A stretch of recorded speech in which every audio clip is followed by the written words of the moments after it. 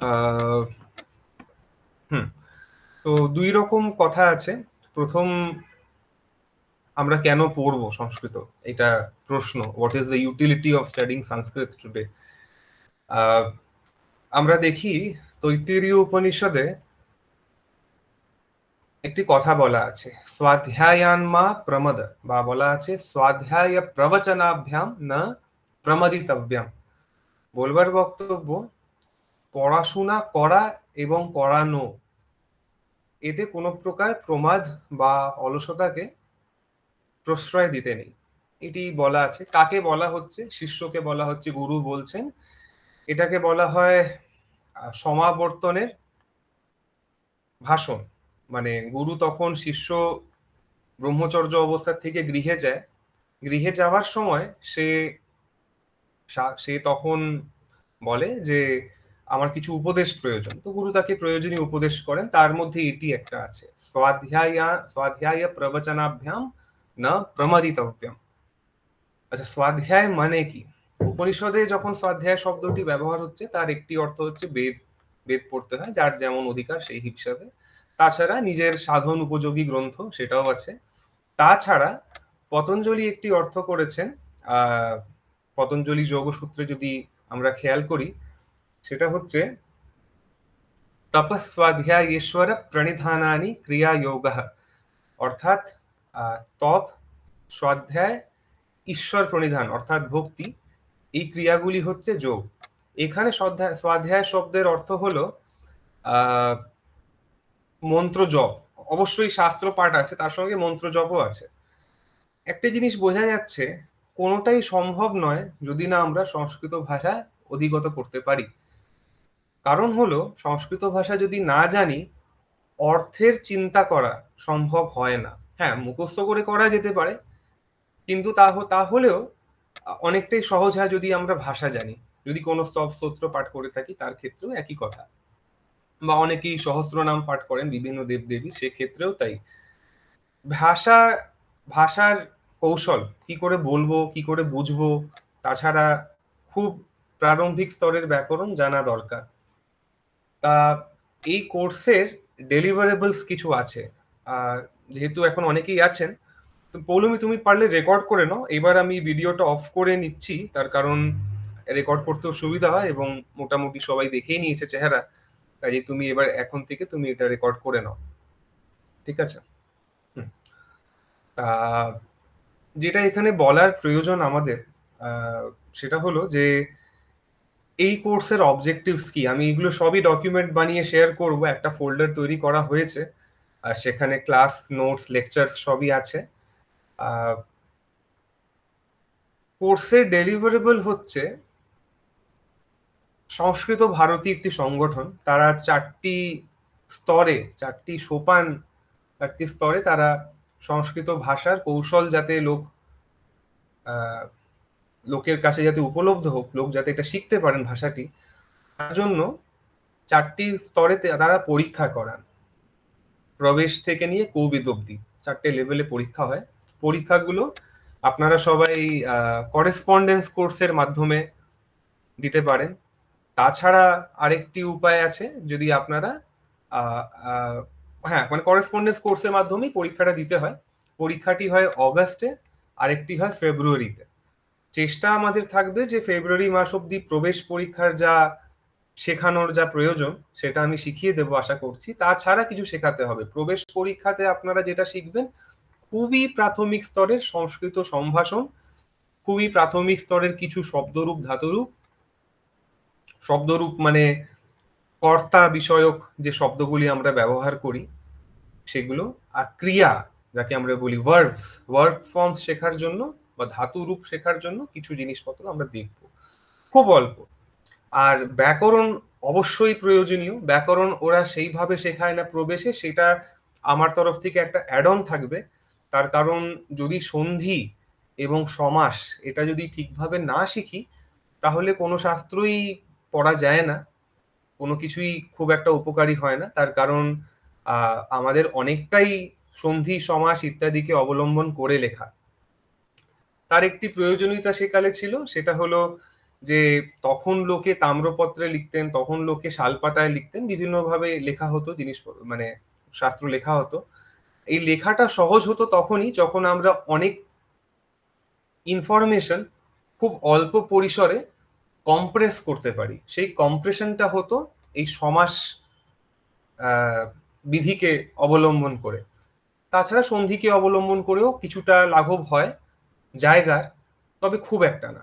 যাই হোক, এই দুটো শেখা খুব দরকার। সেটা আমার তরফ থেকে একটা এক্সট্রা ডেলিভারেবল থাকবে এই কোর্সে।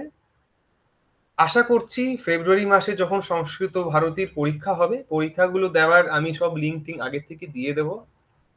আশা করছি সবাই এই পরীক্ষাটাও দেবেন। আমি সংস্কৃত ভারতীর কেউ নই, কিন্তু যেহেতু ওদের সিলেবাসটা অবলম্বন করে চলছি, আমি এই আশাটুকু রাখি যে আপনারা সবাই সেই পরীক্ষাটা দেবেন। তার কারণ পরীক্ষাটা দিলে যেটা হবে যে আপনারা ওই পরীক্ষার চাপে একটু পড়াশোনাটা ভালোভাবে হবে, আর কিছুটা হলেও ভাষার কৌশল ডেভেলপ হবে আপনাদের। যাই হোক, এইটাই আমার বক্তব্য এখানে। এবার আমি স্লাইড গুলো শেয়ার করি। মোটিভেশনটা একটু জানা দরকার কেন। তো আমি দুটো কথা বলেছিলাম। প্রথম ছিল যে দেবনাগরীটা অন্তত জানতে হবে, দেবনাগরী লিপি এটা জানা প্রয়োজন আছে, যদিও এটা সংস্কৃত ভাষার নিজের লিপি নয়। এটা একটু খেয়াল করতে হবে যে সংস্কৃতের নিজের কোনো লিপি নেই। আমরা সারদা লিপি বা ব্রাহ্মী বা খরষ্ঠী বা তামিলনাড়ুতে যদি যাওয়া হয় তো সেখানে আমরা দেখি গ্রন্থম, বা কর্ণাটকে আহ কানাড়া বলে একটি লিপি আছে। এই লিপিগুলো ব্যবহার হয় সংস্কৃত লেখার জন্য। তাছাড়া বাংলাতে তো আমরা লিখি, বাংলা হরফে লেখাই হয়। বাংলার যে নিজের লিপি আছে সেটা দিয়ে। আর তাছাড়া অসমীয়াতে লেখা হয়, হিন্দির তো দেবনাগরী বললাম। তবে আজকের দিনে যেটি স্ট্যান্ডার্ড লিপি হয়ে দাঁড়িয়েছে আমাদের সকলের জন্য সেটি হলো দেবনাগরী। দেবনাগরীটা মোটামুটি উত্তর থেকে দক্ষিণ ভারত সব জায়গায় গৃহীত হয়েছে, এবং সবাই নিজের নিজের যত মঠ মন্দির যারা বইপত্র পাবলিশ করেন তারা দেখা যায় তারা দেবনাগরীতে অন্তত সংস্কৃত মূলটা রাখেন। তো সেক্ষেত্রেও এই লিপিটা জানা খুব প্রয়োজনীয়। সংস্কৃত ভারতীর স্টাডি ম্যাটেরিয়াল আমার হিন্দিটা দেখা আছে, ইংরেজিটা দেখা আছে। সেখানেও সংস্কৃত যে মূল লেখাটা সেটা কিন্তু দেবনাগরীতেই থাকবে। সংস্কৃত ভারতীর যে কোর্সটা পাওয়া যায়, করেসপন্ডেন্স কোর্সের ম্যাটেরিয়াল এই প্রবেশ পরীক্ষার জন্য, আমি চেষ্টা করব সেই ম্যাটেরিয়ালের দরকার যাতে না পড়ে। তবে যদি রেজিস্ট্রেশন করেন তাহলে আপনারা ওই বইটা পাবেন। ৩০০ টাকা রেজিস্ট্রেশন যতদূর আমার মনে পড়ে। এবার বইটিতে দেখবেন, বাংলাতেও খুব সম্ভব তাই আছে, যে সংস্কৃতের যে লেখাগুলো সেগুলো দেবনাগরীতেই আছে। বাংলা অনুবাদ তর্জুমা কিছু আছে। তাই দেবনাগরীটুকু জানার প্রয়োজন আছে। আমি এটা মেনে চলছি যে সবাই দেবনাগরী লিপি অন্তত কিছু পরিচয় আছে। তাছাড়া আমরা লিপিটা দেখব, আমরা বর্ণমালা অন্তত ক্লাস খুব ডিটেইলে ডিসকাশন করতে হবে আমাদেরকে। তারপরেই আমরা অন্য কিছুতে এগোতে পারবো। তারপরে আমাদের ১০টা লেকচারস হবে, যে ১০টা লেকচারে আপনারা প্রবেশ পরীক্ষার সিলেবাসটা কভার হবে। তাছাড়া কিছু problem solving sessions, problem solving অর্থে মানে প্রবলেম সলভিং বলতে কিছু অনুবাদ থাকবে, কিছু ব্যাকরণের প্রয়োগ থাকবে, সেগুলো আমি করে দেখাবো ক্লাসে। আর আপনাদেরকে প্রবলেম সেট দেওয়া হবে। প্রশ্ন থাকলে আমাকে তো হোয়াটসঅ্যাপে বা ফোনে জিজ্ঞেস করতেই পারবেন। আহ, এবার মোটিভেশনে যাই। যে কোনো ক্লাস যখন শুরু হয় তার পেছনে মোটিভেশনটা জানা দরকার। কেন আমরা এই লিপিটা জানবো, বর্ণমালা কেন জানবো, তো বর্ণমালা শেখার প্রয়োজনটা কোথায় আছে, সেটা দেখার জন্য একটু আমরা আমাকে হ্যাঁ, এক সেকেন্ড আমি নিজের হুম, one second, হুম, হুম, এক সেকেন্ড আমি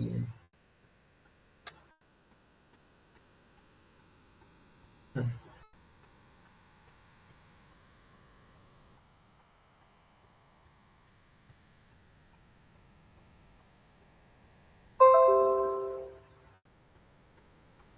হ্যাঁ,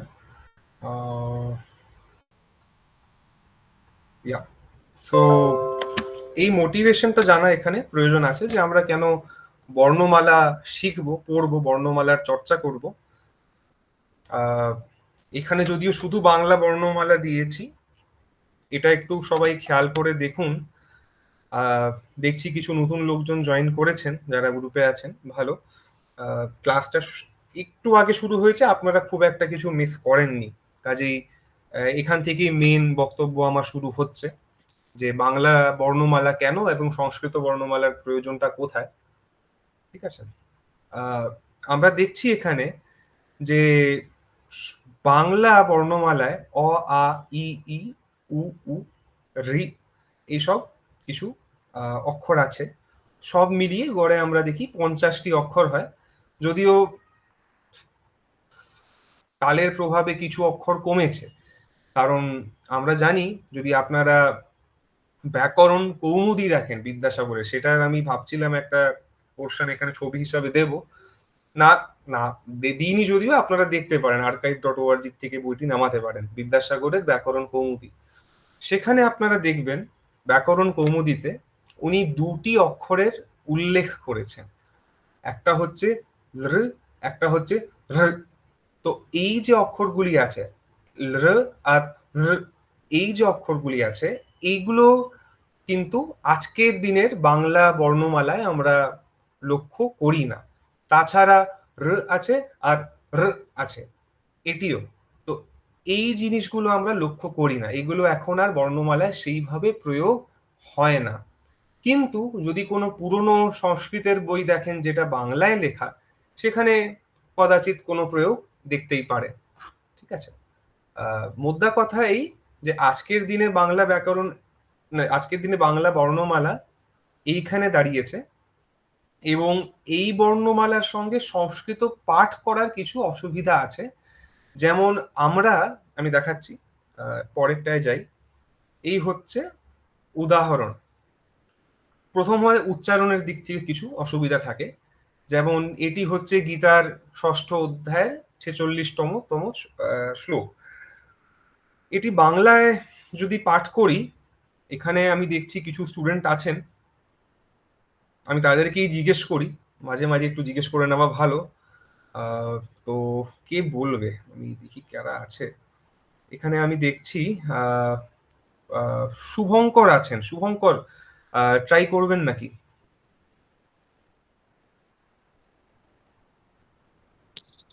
হ্যাঁ, নমস্কার, বলুন। হ্যাঁ, বলছি যে আহ, এই শ্লোকটি একটু বাংলায় লেখা আছে, এটা একটু ট্রাই করবেন পাঠ করার হ্যাঁ, হ্যাঁ, স্লাইডে। একটু এক second। হ্যাঁ, দেখুন। তপস্বিভ্যোऽধিকো যোগী জ্ঞানীভ্যোऽপি মতোऽধিকः কর্মীভ্যশ্চাধিকো যোগী তস্মাদ্যোগী ভবার্জুন। ঠিক হ্যাঁ, হলো না নাকি?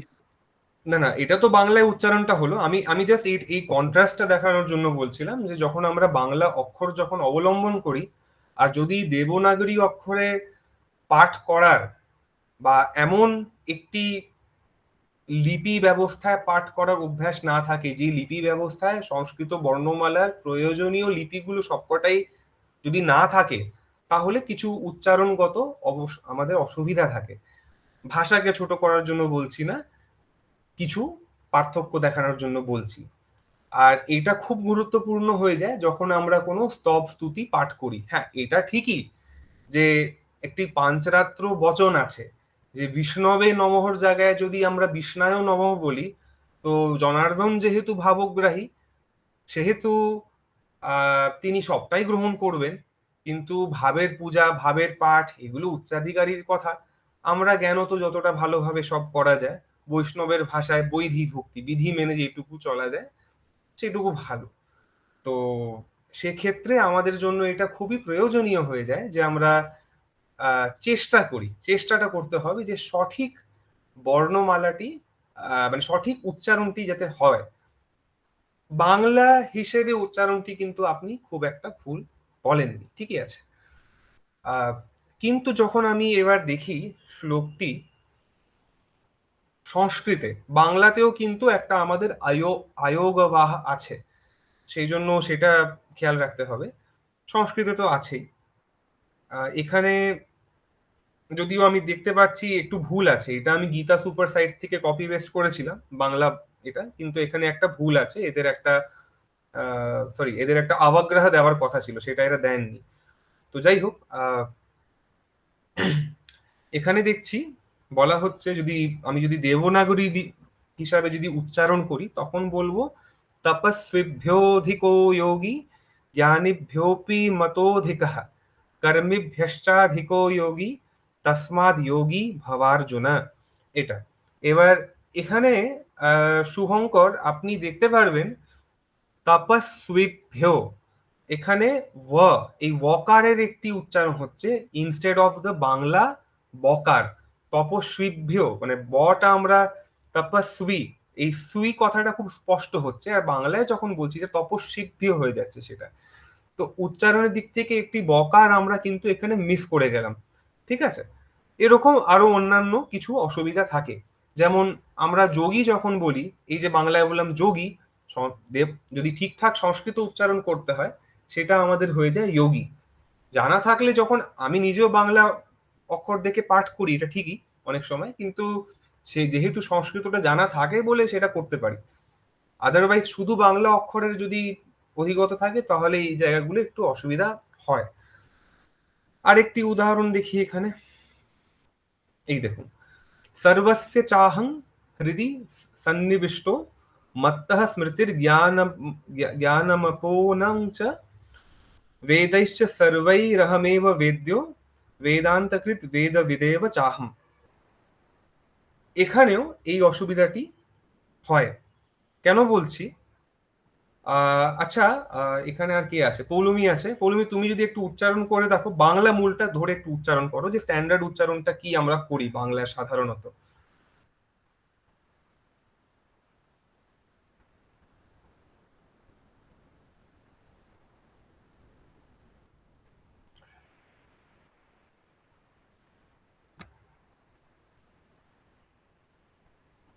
আহ, আছো কি?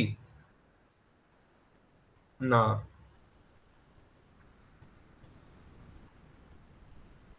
আচ্ছা, ঠিক আছে, তাহলে আর কে আছেন এখানে?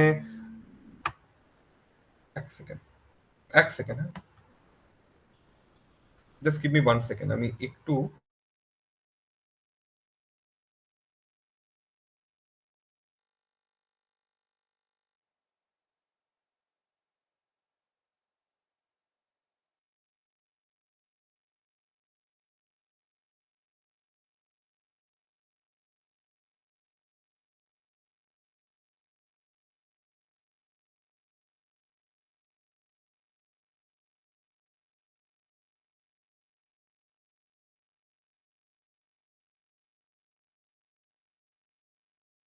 এখানে দেখছি কনক আছেন। কনক, তুমি যদি ট্রাই করো একটু এই শ্লোকটি, আহ সর্বস্য সর্বস্য চাহং, এই উচ্চারণটি জাস্ট একটু ডেমনস্ট্রেট করার জন্য যে অসুবিধাগুলো কোথায় থাকে।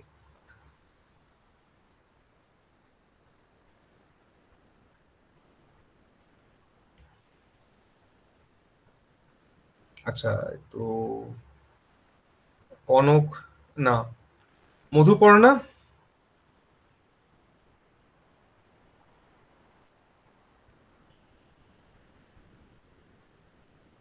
বলুন। হ্যাঁ, বলছি এটা যদি একটু ট্রাই করেন এই উচ্চারণটি। এই স্লাইডে দেখুন, এই সর্বস্য চাহম হৃদি সন্নিবিষ্ট মত্তঃ হুম। স্মৃতি জ্ঞানমপোহনঞ্চ, এই উচ্চারণটি বাংলায় একবার দেখুন, বাংলায় কিভাবে হবে একটু বলুন আমাকে। বাংলায় সর্বস্ব চাহং হুম। হৃদি সন্নিবিষ্ট হুম। মত্ত স্মৃতি জ্ঞানোপোহনং হুম। চ হ্যাঁ, ঠিক। আহ, হ্যাঁ। হ্যাঁ। তো বেদৈশ্চ সর্ব সর্বৈরহমেব হুম। বেদ্য হুম। বেদান্ত কৃদেদ্য বিদেব চহম্মা।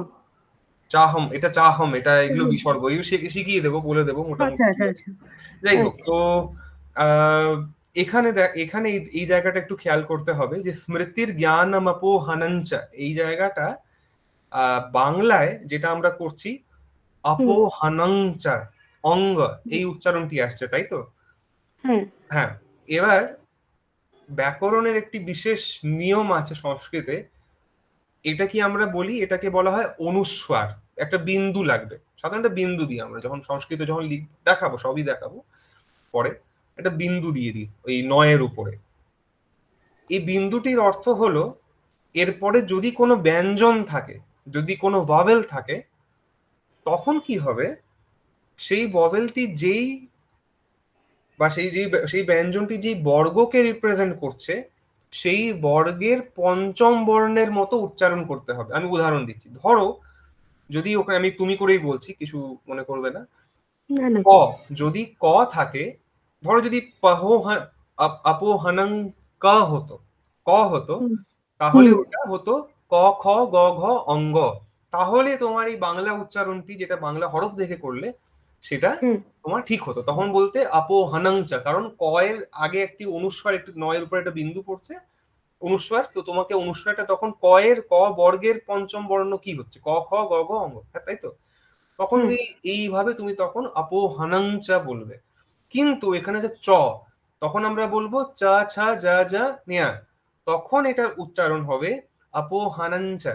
এইভাবে আমি বলবো, এগুলোতে আমি জাস্ট আচ্ছা। দেখানোর জন্য আমি সবকিছু ডিটেলে করাবো, জাস্ট মোটিভেট করে দিচ্ছি যে কেন দরকার এই উচ্চারণটা শেখা, বর্ণমালা। ঠিক আছে? तो सर्वस्य चाहं हृदि सन्निविष्टो मत्तः स्मृतिर्ज्ञानमपोहनं च वेदैश्च सर्वम् अह वेदैश्च सर्वैरहमेव वेद्यो वेदान्तकृत वेदविदेव चाहम। এখানে ময় এই যে দাগটি লাগছে, এটাকে বলা হয় হালন্ত, এটাকে বলা হালন্ত। মানে এখানে ময়, তুমি কোন রকম কোনো মা, মু, মি, মে, মৌ এগুলো করবে না, জাস্ট মটা বলে শুরু করে টার্মিনেট করে দিতে হবে, শেষ করতে হবে মা। আচ্ছা। বা হ্যাঁ, বা যদি এখানে যদি কা হতো তো চাহক হতো, বা যদি প হতো তাহলে বলতে চাহাপ বলতে, সেই জায়গাটা।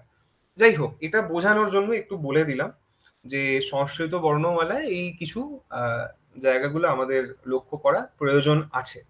আহ আচ্ছা, হ্যাঁ, এবার আমি মূল বক্তব্যে যাই। হ্যাঁ, এখানে যেটি একটু দেখার জিনিস, সেটা হলো যে বাঙালি যারা লেখক, তারা একটু এটাকে এই সমস্যাটিকে ঠিক করবার চেষ্টা করেছেন। আহ যেমন বেদ ভাষ্যকার শ্রীমৎ অনির্বাণ। আচ্ছা, বেদের ক্ষেত্রে একটি সমস্যা আছে, বেদের ক্ষেত্রে এই উচ্চারণ নিয়ে খুব একটি হেরফের করা যায় না, কারণ তাতে ফল উল্টো হয়, বিশেষ করে যদি সেই উচ্চারণটা কোনো প্রকারে বৈদিক কর্মে, যেখানে কোন একটি যজ্ঞ হচ্ছে, যেখানে সেই যজ্ঞের ফল হবে, সেখানে কিন্তু এই উচ্চারণ নিয়ে ছেলেখেলা করা যাবে না, সেখানে উচ্চারণটি ঠিকঠাক ভাবে করতে হবে। বেদ ভাষ্যকার অনির্বাণ যেহেতু সেই বিষয়টি জানতেন, অনির্বাণের বিষয়ে পরে বলবো। যাই হোক, তো অনির্বাণ যেহেতু এই বিষয়গুলি ভালো ধরতেন, ভালো বুঝতেন, উনি অন্তত একটি অক্ষরের সমস্যা সলভ করার চেষ্টা করেছিলেন। সেটি কোন অক্ষর? এখানে দেখা যায় যে দেবনাগরী লিপিতে যে ওয়াটা বলছি, আমি বারবার বলছি এই কথাটা, যে আমরা বাংলায় বলি বেদ, সংস্কৃতে উচ্চারণ করলে সেটা বেদ হয়ে যাবে, ঠিক আছে? সংস্কৃত উচ্চারণে সেটি বেদ ওয়া হয়ে যাবে। তো সেখানে বাংলায় আমার কাছে কিন্তু ওয়াটা নেই আর আলাদা করে। আমাকে, যদি আমি সংস্কৃত জানি, তাহলে আমাকে নিজের বিবেক খাটিয়ে সেই জায়গাটা ঠিক করে বলতে হবে, বাংলা যদি আমি লিপি ব্যবহার করি তাহলে। যদি আমি বাংলা লিপি না ব্যবহার করি, এমন কোনো লিপি ব্যবহার করি যেখানে টি আছে, তাহলে খুব ভালো। আহ সেটার জন্য অনির্বাণজি যেটা করেছিলেন, আমি এই জায়গাটা দেখাচ্ছি, এটি একটি শান্তি মন্ত্র, ঐতরেয় উপনিষদে এই শান্তি, এটা ঋগ্বেদের শান্তি মন্ত্র। যাই হোক, শান্তি মন্ত্র, এখানে এই জায়গাটা একটু ভুল আছে, মানে যেহেতু অনেক পুরনো বই, তার থেকে নেওয়া এই জায়গাটা, তাছাড়া বইয়ে ছাপায় ভুল। এখানে একটি মানে বলার বক্তব্য, ওয়াং মে মনসি প্রতিষ্ঠিতা মনো মে বাচি প্রতিষ্ঠিতম। এই জায়গাটা যদি খেয়াল করা হয়, দেখবেন সবাই যে বয়ের নিচে একটি দাগ দেওয়া আছে, এটি হলো অসমীয়া ভাষার একটি, এটা খুব সম্ভব প্রান্তিক দা এটা ভালো জানবেন, আমি ঠিক অসমীয়া ভাষা জানি না, তো অসমীয়া ভাষা এটাকে কি বলে জানি না, কিন্তু অনির্বাণজি এটাকে ভ ভ অর্থে এটি কি ব্যবহার করেছেন। হ্যাঁ, এটা প্রান্তিক দা, এসএমএসও আছে। আছে না ওখানে, অ্যাসামিসও মানে হ্যাঁ, এই ডিফারেন্সটা অ্যাসামিসের মধ্যে অনেক আগের থেকে ওরা মানে কমন ল্যাঙ্গুয়েজের ইউজেজে ইনক্লুড করেছে। আচ্ছা আচ্ছা, তো এইটাই মানে আমি ওটাই জানতে যেতাম যে অসমিয়াতে এরা ওটাকে বলেই বলে কিনা, ওটাই তো। হ্যাঁ হ্যাঁ, এটা ওয়াই বলে, আর ওটাকে অন্তঃস্থটাকেও ওর নিচেও ওরকম একটা দাগ টেনে দেয়, যেমন গুয়াহাটিকে দেখে ওরা হুম, হুম। ওয়াট যেটা আছে ওটা অন্তঃস্থের নিচে ওইরকম একটা টানা দাগ করে দেয়, তো গুয়া উচ্চারণটা হ্যাঁ হয়, হ্যাঁ, অন্তঃস্থটাও ইসের মধ্যেও আছে, মানে টেনে যা দেয়। আর হ্যাঁ। ইয়াটা সেপারেট। আচ্ছা আচ্ছা আচ্ছা, এই জায়গাটা তাহলে মানে অনির্বাণজি এই কৌশলটি অবলম্বন করেছিলেন, আর যার জন্য তার পাঠ মোটামুটি নির্ভুল। মোটামুটি, আমি মোটামুটি এই কারণে বলছি, তার কারণ হলো যে ওনার বেদভাষ্যের পাঠে কোনো জায়গায় স্বর ইত্যাদির জন্য যে উদ্দাত অনুদ্দাত স্বরিত এগুলির ভেদগুলো করা নেই। খুব স্বাভাবিক, কারণ সেখানে তিনি বেদভাষ্যের যখন করছেন তার তিনি বৈদান্তিক ব্যাখ্যা করছেন, তিনি কর্মে বিনিয়োগ করছেন না, তো উচ্চারণ যদি খুব একটা এদিক ওদিক হয়ও তো তাতে কোনো বিপরীত ফল বা কোনো এমনি ভালো ফল যাই হোক সেটা হওয়ার কোনো সম্ভাবনা দেখা যায় না। যাই হোক, বলার বক্তব্য এই যে এইটি হলো মোটিভেশন, যে কেন আমরা এই লিপিটি আজ আমাদের পক্ষে জানা প্রয়োজন। প্রয়োজন এই কারণেই যে যদি ঠিকঠাক লিপি জানা থাকে তাহলে উচ্চারণটা ঠিকঠাক হবে। উচ্চারণ ঠিকঠাক হলে তাহলে আমরা বিভিন্ন যে আমরা ধর্মীয় অনুষ্ঠান করে থাকি বা আমাদের নিজের পড়াশোনার ক্ষেত্রেও এমন যদি কোনো গ্রন্থ পড়ে থাকি যেখানে সংস্কৃতের প্রয়োগ আছে, সেক্ষেত্রেও এটি খুব দরকার। তো যাই হোক, আমি এক 10 থেকে 20 সেকেন্ড নিচ্ছি যাতে আমি অন্য স্লাইড গুলোতে যাই। হ্যাঁ, এবার কোথায়, এক সেকেন্ড।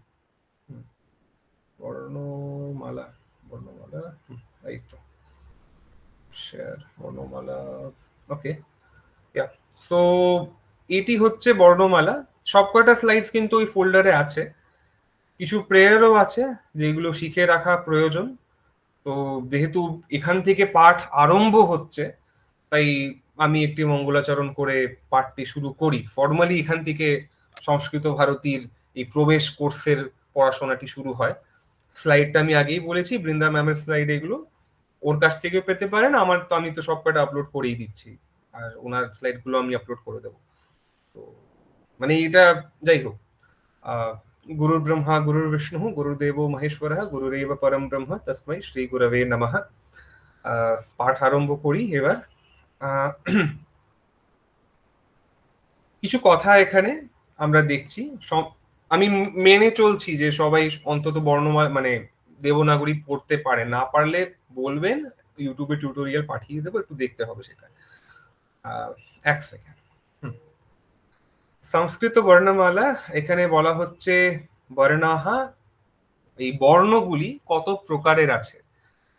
বর্ণ আমাদের সংস্কৃতে আছে স্বর, ব্যঞ্জন আর আয়োগবাহা, এই তিনটে। তো বর্ণা, আমি মাঝে মাঝে সংস্কৃতে কথা বলবো যাতে সংস্কারটা তৈরি হয়।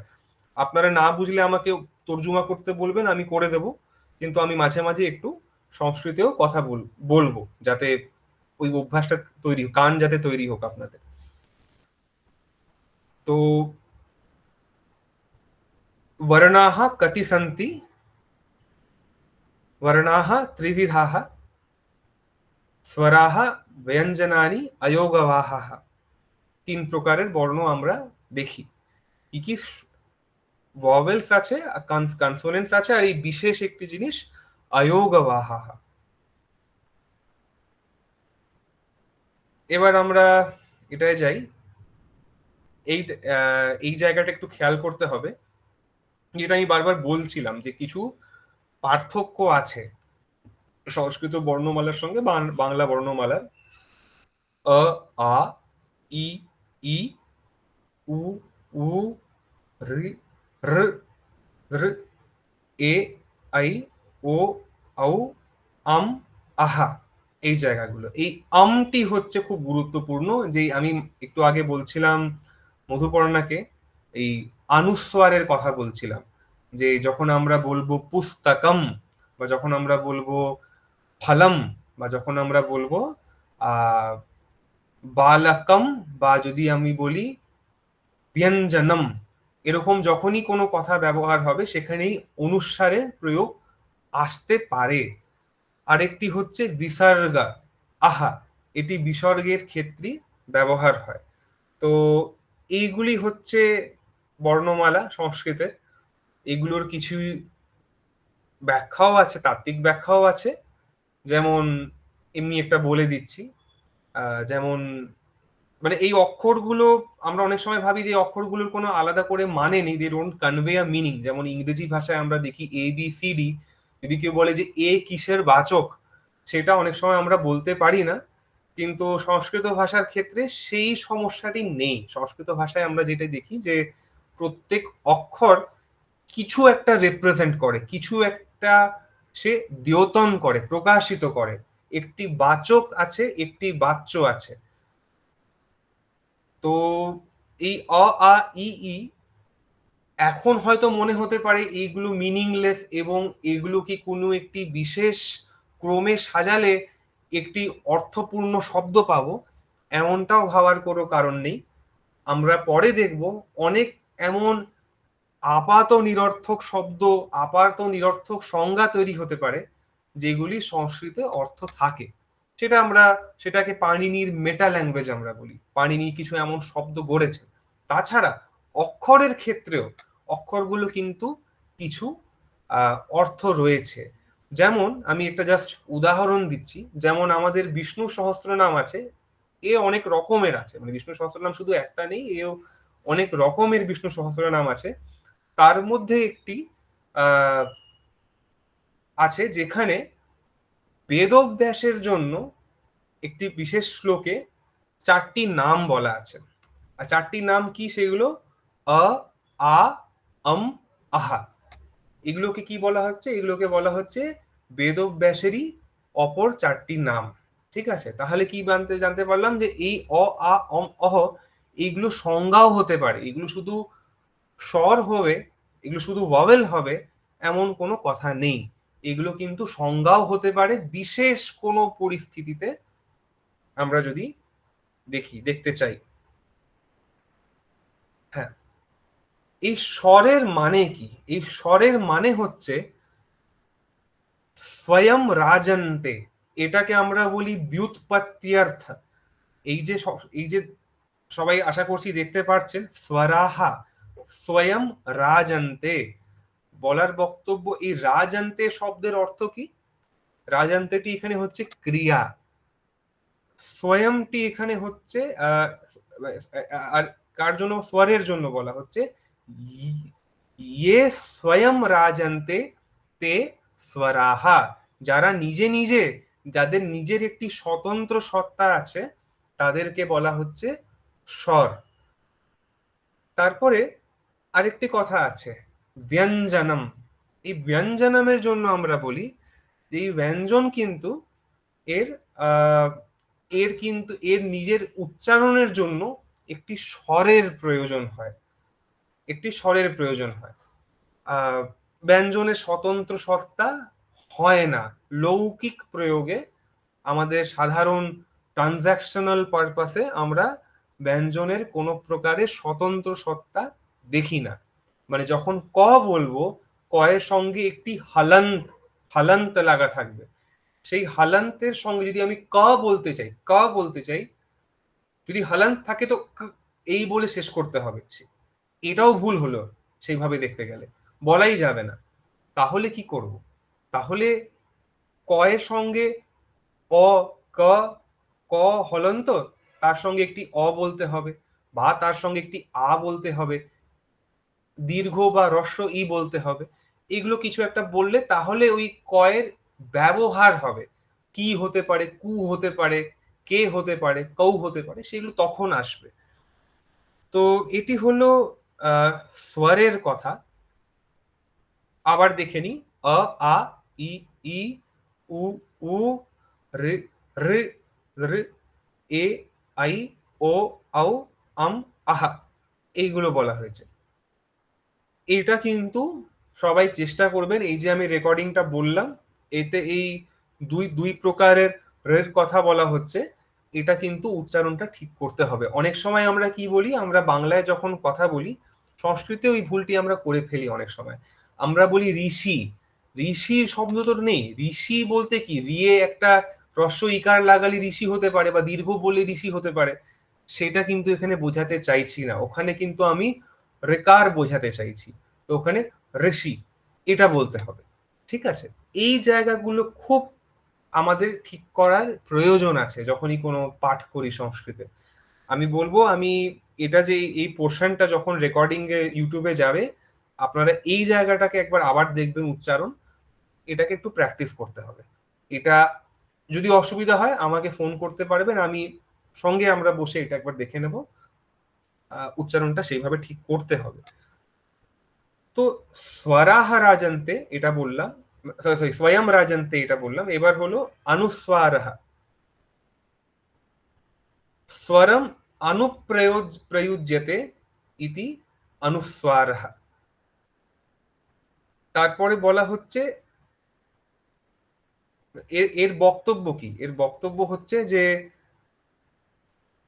কোনো একটি স্বরের উপরে, কোনো একটি ভোয়েলের উপরে যদি আমি এই বিন্দুটি বসাই, তো এই বিন্দুটিকে বলবো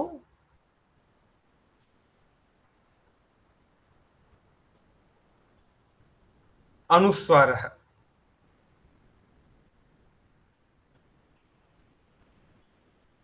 আরেকটি আছে বিসর্গः, বিবিধতাম সৃজতি ইতি বিসর্গः। বলার বক্তব্য যে কোনো একটি অক্ষরের পরে যদি দুটো বিন্দু দেখি লাগানো থাকে, এরকম করে যুক্ত করা হয়, তাকে আমি বলবো বিসর্গः। এগুলোকে বলা হচ্ছে অনুস্বার, অনুস্বারः বিসর্গः চ, বিসর্গশ্চ। তো আহা এগুলো বলা হচ্ছে এখানে। যে আর এটার বারবার প্রয়োজন হবে, আমরা সংস্কৃতে দেখব, এবং এটাই লোকজন ভুল করে, যে কোথায় বিসর্গ দিতে হবে, এই বিসর্গের উচ্চারণ কিভাবে হবে বিভিন্ন স্থানে। আমি আগেই দেখালাম যে বিসর্গের উচ্চারণ ব্যঞ্জনের যদি আগে, অনুস্বারের যদি ব্যঞ্জনের আগে থাকে, তার উচ্চারণে কিছু পার্থক্য হতে পারে। তো সেগুলো আমাদেরকে একটু খেয়াল করতে হবে। এগুলি প্রয়োগ দেখানো হয়েছে। আমরা আগেই দেখলাম যে কোনো স্বর বর্ণের উপরে যদি এই অনুস্বারটি প্রযুক্ত হয়, তাহলে বলবো তাকে অনুস্বার বলা হবে। এই বিন্দুটি যদি প্রযুক্ত হয়, তাহলে বলবো তাকে আমরা অনুস্বার। তাছাড়া বিসর্গ আছে, আহা এই কথাটি আছে, দুটি বিন্দু ব্যবহার হবে সেখানে। তো বিসর্গের কিছু এখানে প্রয়োগ দেখানো হয়েছে। এবার এই প্রয়োগগুলো দেখলেই সেটা ক্লিয়ার হচ্ছে। আমি একটু উচ্চারণ করে দিচ্ছি। আম, আম, ইম, ইম, উম, উম, রিম, রিম, রিম, এম, আইম, ওম, আউম। এইগুলো হচ্ছে উচ্চারণ। ঠিক আছে, উচ্চারণগুলো আমি বলে। একটা প্রশ্ন ছিল, হুম মানে আহ, হুম হুম বলুন। আমাদেরকে যখন ওই স্বরের মানে তোমার ওই যে অক্ষর ইসে উপদেশ করা হয়, তখন হুম ওই, রুম রুম এর সাথে রুম রুম একটা থাকে। হুম এইটা হুম মানে হুম ট্র্যাডিশনাল সংস্কৃতে কি এটা অ্যাকসেপ্টেড না, না মানে এটা থাকে না নাকি? থাকে, থাকে, একদম থাকে। আমি ওই এই ওকে। পার্ট, এটা হয় যেহেতু হ্যাঁ, এটা সমস্যা একটাই যে এই যে দীর্ঘ ঋকার, ঋকার এটার কিন্তু ব্যবহার আমরা সাধারণত বেদে দেখি। এটা লৌকিক সংস্কৃতে ব্যবহার নেই বলে আমরাও এটা উড়িয়ে দিয়ে দিই, অনেক সময় উড়িয়ে দিই, মানে এটা আমরা ইগনোর করে দিই।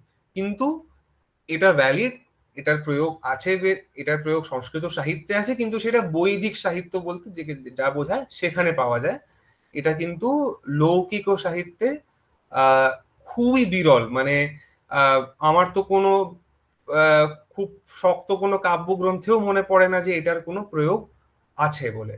আহ যদিও সংস্কৃত বর্ণমালা পূর্ণরূপে যদি বলতে হয়, তাহলে কিন্তু ওই দীর্ঘ রেকারটাও আমাকে বলতে হবে, মানে সেটাও আছে সেখানে। বাংলাতেও আছে ইনফ্যাক্ট। আমি আগেই বলেছি, আমাদের বিদ্যাসাগরের ব্যাকরণ কৌমুদীতে দেখলেই দেখা যাবে, সেখানে তিনিও কিন্তু এগুলির প্রাবধান করেছেন, বলেছেন যে এগুলো আছে। ঠিক আছে, তো আহ, মেনে চলুন, ওটা আছে। আমরা এটার প্রয়োগ লৌকিক সংস্কৃতে দেখছি না বলে এটা রাখা হয়নি, এটা আপাতত বলতে পারি। তো হ্যাঁ, কিন্তু ওকে ওকে, থ্যাংক ইউ। হ্যাঁ কিন্তু আছে। যাই হোক, এবার বিসর্গের প্রয়োগ আছে, তো বিসর্গটাও সেইভাবেই করতে হবে। বিসর্গটা আমি আর দেখাচ্ছি না। হ্যাঁ, বিসর্গের একটা জিনিস শুধু হয়, ওটা আমরা পরে দেখব, যে বিসর্গের পরে কোন অক্ষরটি আছে সেই হিসাবে একটু পরিবর্তন হতে পারে। ওই পরিবর্তনের স্থল হচ্ছে বিসর্গের পরে যদি প, ফ, ক, খ থাকে, যদি ক, খ থাকে তাহলে সেটাকে বলবো জিহ্বামূলীয়, আর যদি প, ফ থাকে তাহলে সেটাকে বলবো উপধমানীয়, এটা বলা হয়। তখন উচ্চারণটি একটু অন্যরকম হবে, সেটা আমরা পরের পাঠে দেখব। এখন অনেকটাই সময় হলো। হ্যাঁ, এই তো এখানে ব্যবহার করে দিয়েছে, তাহলে এখনই দেখতে পারি এটা। হ্যাঁ, ঠিকই। উপধমানীয়। আচ্ছা, এই জায়গাটা বলা হচ্ছে যে বিসর্গের পরে যদি প, ফ থাকে, বা যদি ক, খ এরকম যদি কিছু থাকে, তাহলে উচ্চারণটি কি হবে? ওখানে জিহ্বামূলীয় বা উপধমানীয় দুটো নাম আলাদা, কিন্তু উচ্চারণের বিধি একই হচ্ছে, ওটাতে কোনো পার্থক্য হবে না। উচ্চারণের বিধি এখানে এটাই যে যদি সাধারণ দেখা যায়, এটা এই জায়গাটা সবাই একটু খেয়াল করবেন, এটা হচ্ছে গুরো এই রোকারের পরে এখানে কিন্তু দুটি বিন্দু আসার কথা, যাকে আমি বিসর্গ বলছি। সাধারণত আমাদের বলার কথা গুরোহ পরমম, গুরোহ পরমম। কিন্তু যেহেতু এই জায়গাটা প, ফ আসছে, বা যদি ক, খ থাকে, তাহলে উচ্চারণটি হবে গুরুঃ পরমম। এটা সাউন্ড, একটি সাউন্ড আসবে, গুরুঃ পরমম। বিন্দুটাকে একটা সাউন্ড দিয়ে অর্ধেকেই ব্রেক করতে হবে এই বিসর্গকে, গুরুঃ পরমম। তখন এই রকম একটি, আর ফয়ের আগে একটা হাস সাউন্ড চলে আসবে। তো গুরুঃ পরমম অন্তঃকরণম, কয়ের আগে একটা ক্ষয়ের মতো হয়ে গেল, সেটা অন্তঃকরণম, অন্তঃকরণম। এই জায়গাটা একটু দেখতে হবে, একটা ক্ষয়ের মতো একটি ভাব আসবে। আর অন্তঃকরণম, এই জায়গাটা একটু খেয়াল করতে হবে। তো ক, খ, প, ফ এই জায়গায় বিসর্গের উচ্চারণ একটু অন্যরকম হবে, আমরা সেটা পরে দেখব। আমার মনে হয় প্রান্তিক দা এই জায়গাটা বোধহয় খেয়াল করতে পারছেন, এই দ্বিতীয় শব্দটি শাক্তাঃ প্রভাবিতুম, এটা কিন্তু সৌন্দর্য লহরী। সৌন্দর্য লহরী প্রথম শ্লোক। হ্যাঁ, হুম। ওটাই বলার জন্য। দ্বিতীয় তৃতীয়টাও ওটাই। হ্যাঁ, তো আহ এই জায়গাগুলো ইনফ্যাক্ট, হ্যাঁ সবটাই জিহ্বামূলীর উদাহরণটাই তো তার সৌরিক কথামাপি, সবটাই। হ্যাঁ, হ্যাঁ, তো এইগুলো সব সৌন্দর্য লহরী প্রথম শ্লোক থেকে এরা নিয়েছেন। যাই হোক, তো উচ্চারণটা তাহলে একটু পার্থক্য আমাদের থাকবে। আজকে যেহেতু 10টা বাজে, ক্লাস আমি এখানেই শেষ করব। একটু আস্তে আস্তে এগোচ্ছি, চেষ্টা করব। যদি আমি লিখেছি সপ্তাহে মানে মাসে 2 দিন, চেষ্টা করব প্রথম কিছু সপ্তাহ, মানে যতদিন না আমরা বর্ণমালাটা পুরোপুরি কভার করে নিই, প্রত্যেক সপ্তাহে যদি ক্লাস হয়, ক্লাস করাতে পারি আমি, খুব ভালো হয়। তার কারণ এই পার্টটি করতে পারি তত আমাদের সবার পক্ষে ভালো, তাহলে আমরা প্রবেশ যে সিলেবাস তাতে ঢুকতে পারবো। আমার দিক থেকে দুটি কথা এখানে বলে রাখা প্রয়োজনীয় মনে করছি। প্রথম, লিখে প্র্যাকটিস করতে হবে। লিখে প্র্যাকটিস করলে সবটাই আমাদের লিখে প্র্যাকটিস করলে জিনিসটা মাথায় থাকবে প্রথম। দ্বিতীয় কথা, শুনতে হবে। শোনাটা কি, কি প্র্যাকটিস করতে পারি সংস্কৃত শোনার জন্য? বাংলা তো বাড়িতে বলছি, হিন্দি বাইরে বলতেই হয়, ইংরেজি কাজের সূত্রে মোটামুটি সবাই বলি। সংস্কৃত প্র্যাকটিস কি করে করব? দূরদর্শন একটি বিশেষ প্রোগ্রাম চালায়, যার নাম হচ্ছে বার্তাবলী। বার্তাবলী, এই প্রোগ্রামটি যদি সবাই দেখেন, ইউটিউবে আছে, আমি চেষ্টা করব আমি পোস্ট করে দেবো ভিডিওগুলো, যেহেতু শিক্ষক হিসাবে আমারও একটি দায় আছে। নিউজ, ওটা হচ্ছে সমসাময়িক যে খবরাখবর তা ওখানে পাঠ হয়, এবং সব বিষয়ে, ভারত ওয়ার্ল্ড কাপ জিতলো বা অন্য যে কোনো বিষয়ে পাঠ হয়। খবরগুলো শুনবেন, শুনতে থাকবেন, শুনতে শুনতে সংস্কার তৈরি হয়। বাচ্চাও, কোনো বাচ্চা বর্ণ পরিচয় বলে বাংলা পড়ে বাংলা শেখে না, বাড়িতে মা বাবাকে দেখছে, তা তো সেখান থেকে বাংলা শেখে, তারপরে বর্ণ পরিচয় তারপরে পড়ে। কাজেই শুনতে হবে, এই পুরো জিনিসটাই শ্রুতি পরম্পরা। শুনলে জিনিসটা থাকবে, তার সঙ্গে লিখতে হবে। তো একটি বিশেষ কথা আছে সংস্কৃতে যে আচার্য বা শিক্ষক, যদিও দুটি সমার্থী শব্দ নয়, সমার্থক শব্দ নয়, তাহলেও শিক্ষক 25% দিতে পারে, বাকি কিছুটা সেলফ স্টাডি, কিছুটা ছাত্রদের মধ্যে নিজের মধ্যে আদান প্রদান, এইভাবে কিন্তু হয়। মানে 25% আমার হাতে, বাকিটা আপনাদের সকলকে প্র্যাকটিস করতে হবে। প্র্যাকটিস করলে জিনিসটা হবে। স্লাইডস আমি আমি আমি কাল সকালে চেষ্টা করছি একটু, আমি কাল সকালে সবাইকে ওই মেলে অ্যাড করে দেবো, ফোল্ডারে দেখতে পারবেন স্টাডি ম্যাটেরিয়াল। যা লেখা আছে স্লাইডসে অক্ষরগুলো, একটা নোটবুক কিনুন সবাই, এবং সেটা লিখে লিখে প্র্যাকটিস করুন। আর যখন শব্দরূপ ধাতুরূপের প্রসঙ্গ আসবে, কিছু অল্প হলেও মুখস্থ করতে হবে, যদিও সংস্কৃত ভারতীর স্টাইলটা খুবই সুন্দর, খুব বেশি মুখস্থ করতে হয় না। কিন্তু তখন আমি ভাইবা টাইবা নেব, এবং তখন দেখা যাবে। আপাতত নিজে একটু লিখে প্র্যাকটিস করতে হবে বর্ণমালা, সেটা করবেন। এটা আমার দিক থেকে যেটা এটাই বলার ছিল। কারো কোনো প্রশ্ন থাকলে করতে পারেন।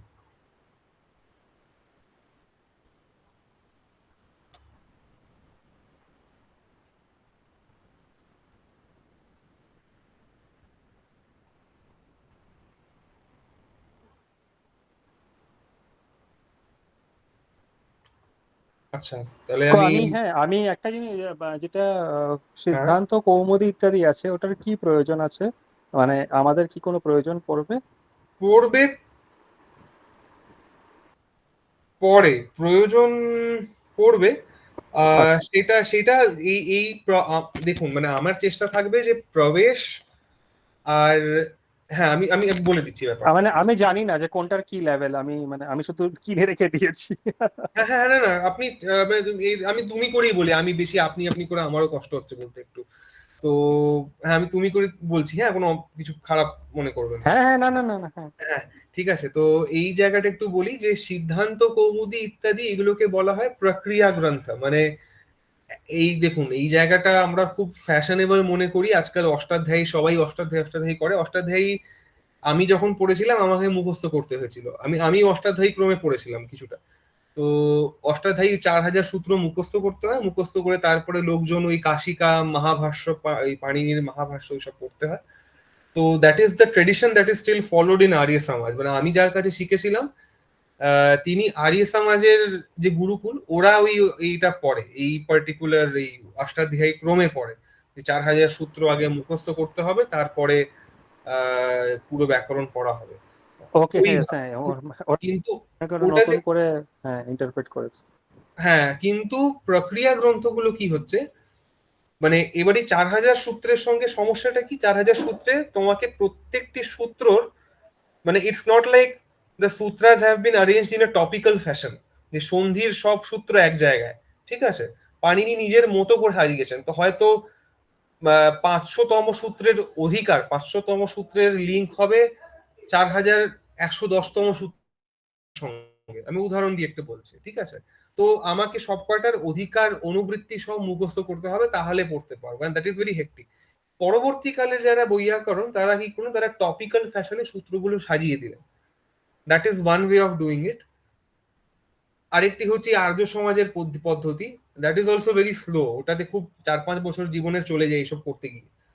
এবার আরেকটি পদ্ধতি উইচ ইজ মাচ ফাস্টার, যেখানে এই 4000 সূত্রগুলি পড়াশোনা করা হয়।